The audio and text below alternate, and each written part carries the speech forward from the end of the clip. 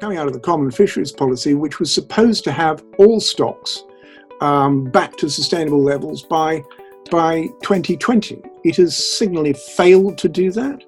I think 46% of stocks are currently overfished in the year that we were meant to stop overfishing by. Achieve here, ensuring that we can have environmental sustainability with a sustainable industry, sustainable communities benefiting from both of those things, not just now, but also into the future. Because fishing pressure has been reduced, we've seen the biomass of the main commercial stocks increasing steadily. And sustainable is one of those magic words that means lots of different things to different people.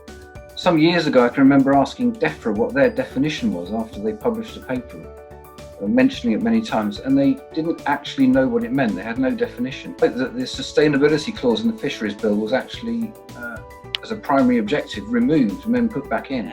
Looking at it in the context of the Fisheries Bill, I think what's important is that when we talk about sustainability, we're balancing all three pillars of sustainability. So we have environmental sustainability, we have social sustainability, and we have economic sustainability. Right. ELSPETH was quite right. Sustainability is about the environment, but it's also about social and economic dimensions. But there is a particular piece of nonsense which I read on a briefing to the House of Lords, and I've now heard ELSPETH say, which is that you've got to balance the three pillars of sustainability. That is utter right, or utter tripe. DEFRA has got it wrong. They've been told they've got it wrong.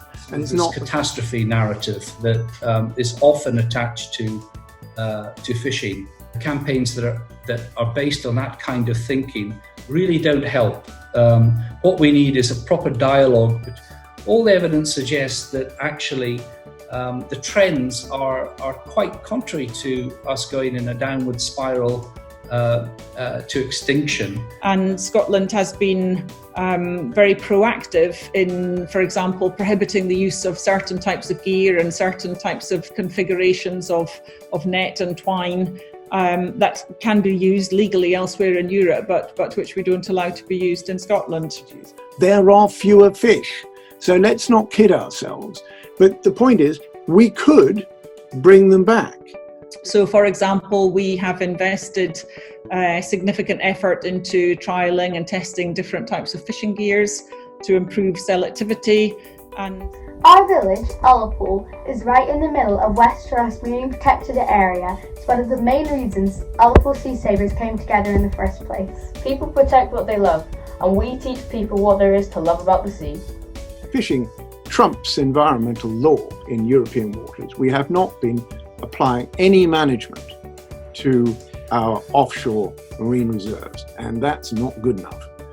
There are more fishing vessels in marine protected areas than outside them. Well, I think there can be a perception, perhaps in the public's mind, that a marine protected area is an area where no fishing or other types of commercial activity can take place, and that is very much not the case. Marine protected areas have an important role to play to protect vulnerable ecosystems, to habitats and species.